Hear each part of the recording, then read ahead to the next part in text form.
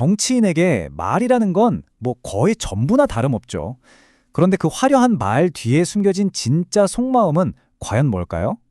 오늘 저희는 마치 언어 탐정처럼 최근 화제가 됐던 한동훈 전 대표의 인터뷰를 심리학이라는 렌즈를 통해 한번 샅샅이 파헤쳐 보겠습니다. 자, 바로 이 발언, 이게 우리가 분석할 첫 번째 단서입니다. 굉장히 도발적이죠? 이 한마디에서부터 우리의 심리 추적은 시작됩니다. 바로 이 질문이 오늘 우리가 함께 풀어볼 미스터리입니다. 말 뒤에 숨은 한 정치인의 마음속으로 지금부터 저와 함께 들어가 보시죠. 첫 번째 분석입니다. 페르소나, 그러니까 가면이죠. 본격적으로 그의 말을 분석하기 전에요. 인터뷰 전반에 나타난 말투나 태도를 통해 드러나는 기본적인 심리 상태, 즉 그가 쓰고 있는 가면이 과연 무엇인지부터 파악해 보겠습니다. 이 표를 한번 보세요. 되게 흥미로운 지점이 드러납니다. 저는 확실히 보수 정치인입니다. 같은 단정적인 표현에서는 아주 높은 자신감이 엿보이거든요.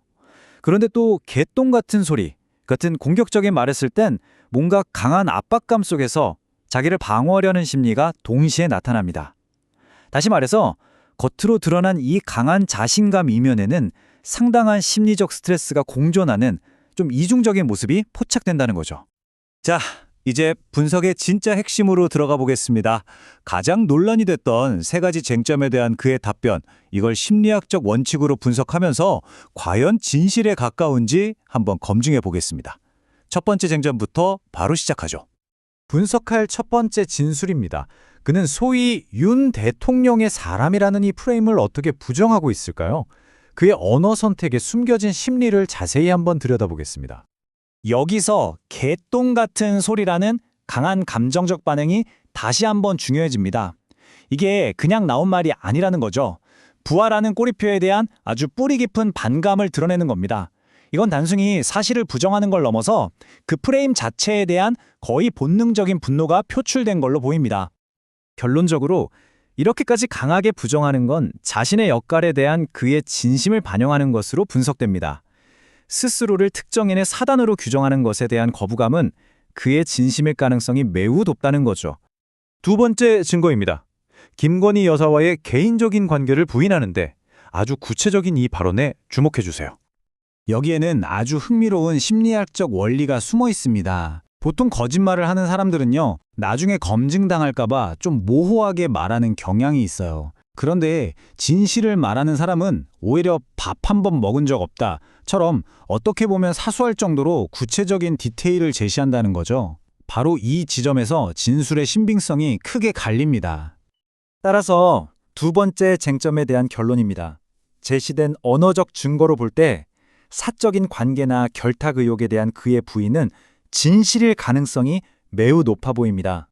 마지막으로 가장 복잡한 심리가 얽혀있는 진술입니다. 이 상황의 이유를 설명하면서 나를 중심에 두는 이 화법, 여기에 주목해야 합니다. 여기에는 흥미로운 방어 기제가 숨어 있을 수 있거든요.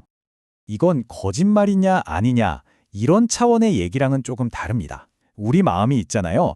배신감 같은 상처로부터 스스로를 보호하기 위해서 자기 자신을 이야기의 중심에 놓고 중요성을 극대화하는 서사를 만들어내거든요.